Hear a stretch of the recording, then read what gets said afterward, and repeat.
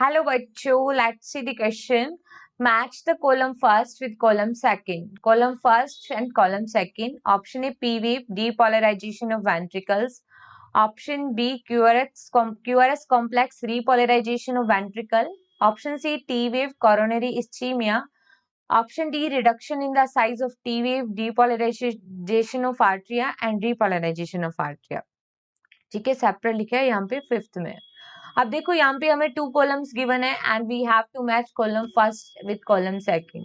देखो यहाँ पे हमें ईसीजी ग्राफ के बारे में, देखो यहाँ पे हमें वेव्स के बारे में बताना है. तो देखो पी वेव, देन आफ्टर अगर हम ईसीजी ग्राफ को देखें, पी वेव, देन फिर QRS complex and then T wave. देखो P wave, Q R S complex and T wave. तो देखो जो पी वेव होती है वो रिप्रेजेंट करती है, पी वेव रिप्रेजेंट करती है डीपोलराइजेशन ऑफ आर्ट्रिया. ठीक है, मेन आर्टिकुलर सिस्टोल के बारे में बताती है आर्ट्रिया. अगर हम बात करें क्यूआरएस कॉम्प्लेक्स की तो वो बताता है डीपोलराइजेशन ऑफ वेंट्रिकल्स. ठीक है, depolarisation of ventricles mean initiation of ventricular contraction.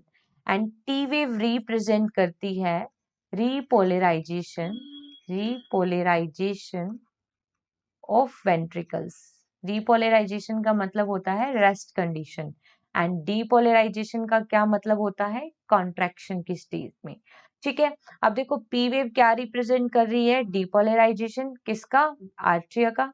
तो क्या आ जाएगा, ए में आ जाएगा 4. ठीक है, अब देखो ए में 4 कौन से ऑप्शन में गिवन है, ए और बी में, इसका मतलब सी और डी तो यहाँ से हो गए इनकरेक्ट. नेक्स्ट आता है क्यूआरएस कॉम्प्लेक्स जो कि रिप्रेजेंट करता है डीपोलराइजेशन ऑफ वेंट्रिकल को. तो देखो QRS complex that represent depolarisation of ventricles. तो बी में क्या आएगा, बी में आएगा फर्स्ट. अब ए और बी दोनों में बी में फर्स्ट दे रखा है. ठीक है, नेक्स्ट आता है टी वेव.